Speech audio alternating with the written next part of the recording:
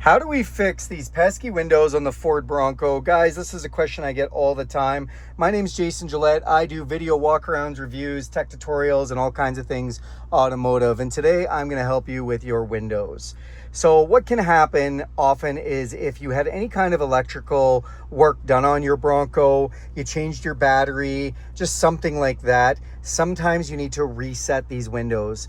This is a convertible, which means the windows have like set ranges for them to go up. You might notice when you open your doors, they go down a crack, and when you close them, they go back up and seal. So it's pretty easy to do a reset. You do have to do each window individually, but this is how we do it.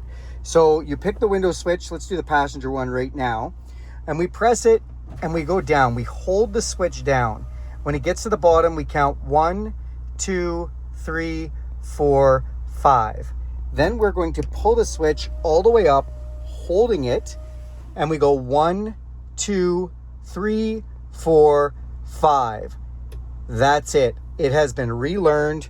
So now all four of these windows are auto up and down, which is great when they know what their parameters are. And so now that I hit the auto down, it goes all the way down. And when I hit the auto up, it's going to come back up and it's going to stop right where it's supposed to. So now you guys know what I know. Thanks a lot for watching this video. Do me a huge favor and click subscribe to this channel. If you like this video, give it a big thumbs up. If you want to see any other content like this or have any questions or anything, throw that in the comments section and I'll get to it right away. Thanks and have a great day.